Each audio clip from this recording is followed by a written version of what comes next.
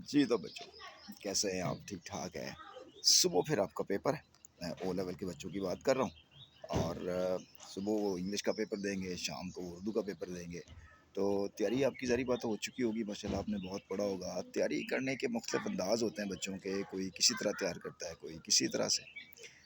तो जिन बच्चों को ये पता है कि पेपर कैसा आना है, तो उनको ज़ाहिर बात है कॉन्फिडेंस होता है और जिन बच्चों को पेपर का पता ही नहीं है पेपर कैसे होता है, क्या है, तो ज़ाहिर बात है वो थोड़े-से घबराते हैं।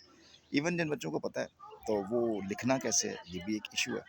तो मैं जल्दी-जल्दी से रिकैप आपको देता जाऊँ कि आप जब सुबह इंग्लिश के पेपर में बैठेंगे तो पेपर 2 आप देंगे और पेपर 2 जो है, वो आपका राइटिंग का पेपर है। उसमें 3 सिर्फ़ चीज़ें आती हैं जिसको आपने अटेम्प्ट करना है और मज़े की बात है इन 3 चीज़ों के अंदर 3 क्वेश्चंस के अंदर आपने 2 क्वेश्चन अटेम्प्ट करने हैं। बाकी ऑप्शन ही ऑप्शन है आपके सारे। अब वो जो एक क्वेश्चन है वो आपका डायरेक्टेड राइटिंग है, वो आपका क्वेश्चन नंबर 1 होगा। डायरेक्टेड राइटिंग के नीचे आपके क्वेश्चन नंबर 2 और 3 वाले जो क्वेश्चन होंगे ये डिस्क्रिप्टिव ऐसे होंगे और 4 टू 5 वाले जो 2 क्वेश्चन होंगे वो आपके नैरेटिव ऐसे के होंगे। अब आपने डिस्क्रिप्टिव ऐसे को कैसे डील करना है, डिस्क्रिप्टिव और नैरेटिव, तो सबसे पहले तो मैं आपको कहूँगा कि आप जो है ना वो डायरेक्टेड राइटिंग करें। क्योंकि डायरेक्टेड राइटिंग के अंदर आपको ये सोचना है कि वो उसमें वो स्पीच आ सकती है, ईमेल आ सकता है, उसमें आर्टिकल आ सकता है, उसमें लेटर आ सकता है।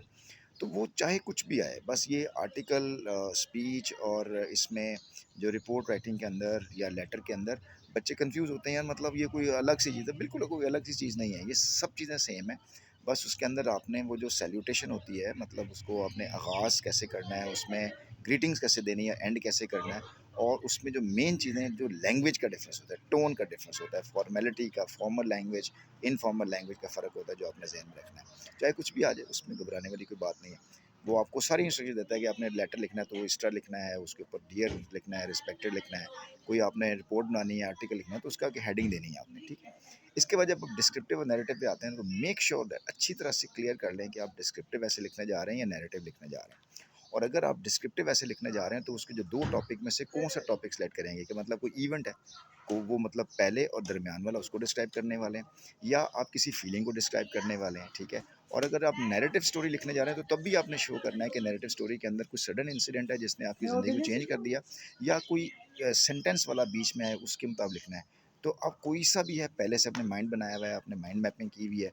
अगर आप स्टोरी लिखने लगे हैं तो 7 एलिमेंट्स ज़हन में रखने हैं, कोई वाक़या हुआ, उसमें करैक्टर हुए, सेटिंग हुई, टाइम, प्लेसमेंट, और याद रखिएगा ए प्लस लेने के लिए फिगरेटिव लैंग्वेज लिखना बहुत ज़रूरी है।